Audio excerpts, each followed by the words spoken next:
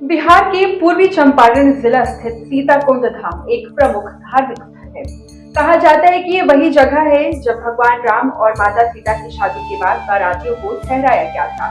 इस स्थल से भक्तों की विशेष आस्था जुड़ी हुई है। अब बिहार पर्यटन विभाग ने इसे विकसित करने का फैसला लिया है। इस स्थल को अब बिहार पर्यटन विभाग की ओर से विकसित करने का काम भी शुरू कर दिया गया है, जिसके लिए 13 करोड़ 10 लाख रुपए की राशि की स्वीकृति प्रदान की गई है। सीताकुंड धाम में भगवान राम और माता सीता के जीवन चरित्र से जुड़ी कई झांकियां और मंदिर हैं, जिनमें राम जानकी मंदिर, गिरजानाथ मंदिर और 151 फीट ऊंची श्री सीताराम ध्वज प्रमुख है। वहीं स्थल के विकास से स्थानीय ग्रामीणों को रोजगार के अवसर भी मिलेंगे और पर्यटकों को एक आकर्षण का केंद्र भी मिलेगा।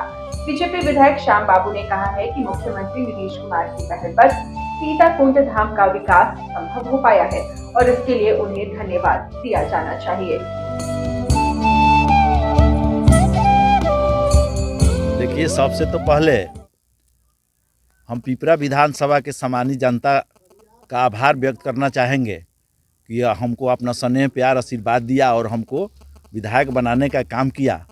और मैं आपको बताऊं कि जब भी हम और हम लोग के नेता आदरणीय हम लोग के मोतिहारी के पूर्वी चंपारण के लोकप्रिय सांसद राधा मोहन बाबू जब भी हम लोग सीताकुंड में आते थे तो एक ही लोग का मांग होता था। हमारे विजय जी मुखिया हैं, इनका भी बराबर जो है सो मांग रहता था कि यहाँ सीताकुंड धाम को पर्यटक स्थल बनाया जाए। और मैं बता दूं कि जब भी हम सदन में गए, हम 15 में सदन में गए और जो है सीताकुंड धाम को पर्यटक स्थल बनाने का हमने सदन में उठाने का काम किया। जब भी हम सदन में सदन चला तभी सीताकुंड को पर्यटक स्थल बनाने का हमने मांग किया। और जो हम लोग के मुख्यमंत्री जी मोतिहारी में आए थे नीतीश कुमार जी, वह जो है सो घोषणा किए कि पर्यटक स्थल के रूप में इसको विकसित किया जाएगा। और मैं बता दूं कि आदरणीय मुख्यमंत्री नीतीश कुमार जी को हम बहुत जो है सो आभार व्यक्त करना चाहते हैं कि उन्होंने घोषणा किया। और मैं बता दूं कि 15 से 20 दिन हुआ और यहाँ सीताकुंड धाम को पर्यटक स्थल बनाने के लिए, इसको विकसित करने के लिए जो है 13.5 करोड़ रुपया की लागत से योजना भी यहाँ स्वीकृत कर दिया गया और यह टेंडर के प्रक्रिया में चला गया है। और जल्द ही हम आदरणीय अपने मंत्री, पर्यटक मंत्री, हम माननीय नीतीश मिश्रा जी से हमने बात किया और उन्होंने कहा कि हम तुरंत ही इसका जल्द ही शिलान्यास करेंगे और काम प्रारंभ होगा। जल्द ही इसका शिलान्यास होगा और हमको लग रहा है कि जल्द ही इसको जो है सो काम प्रारंभ करके इसको प्रक्रिया को पूरा करके इसमें जो है सो जितने पर्यटक आते हैं और जितने सुविधा पर्यटक के लिए होता है, ठहरने का, रहने का और जितना भी सुविधा होता है उससे यहाँ पर उस तरह का विकसित किया जाएगा। और हमारे पर्यटक भाई आएंगे और निश्चित रूप से इस एरिया का भी विकास होगा और यहाँ के हमारे नौजवान भाइयों को भी जो है यहाँ रोजगार का साधन उपलब्ध होगा। सीताकुंड का जो नाम है वो माँ सीता जी के नाम से है और कुंड का जो जिक्र है वह सामने माता जानकी के सामने जो मंदिर है उससे कुंड है, तो माँ सीता से जुड़ा हुआ कुंड है, इसलिए इसका नाम सीताकुंड पड़ा है। और यह जगह का जो निर्माण हुआ जनकपुर से, जब माँ जानकी और श्री रामचंद्र जी का बारात वापस अयोध्या के लिए लौट रहा था, उस क्रम में चौठारी के रस्म के लिए यहाँ पर बारात रुकी हुई थी।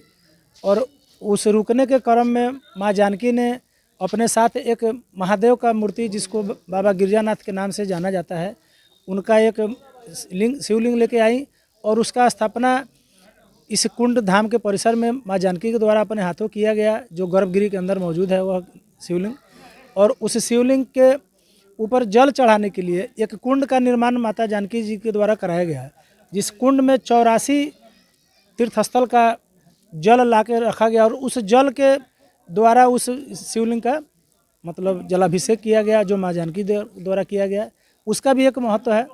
इस क्षेत्र में जब भी कोई बारिश से संबंधित आपदा आता था, जब बारिश नहीं होती थी, तो उस समय मैं भी साक्षी रहा हूँ अपने बचपन के दिनों में कि बाबा गिरजानाथ के शिवलिंग को, गर्भगृह को जब जल, इस कुंड के जल से भर दिया जाता था तो आप रूपी मतलब बारिश होती थी। और मैंने भी इस चीज़ को अपने आंखों से देखा है।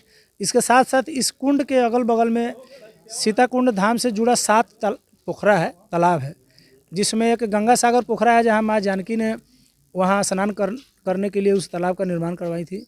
और वहीं पर एक कंगन का वृक्ष भी हुआ करता था, जो हमारे बाबा परबाबा लोगों ने देखा हुआ है। वो वृक्ष अभी मतलब हमको लगता है कि 50 साल पहले तक वृक्ष रहा होगा।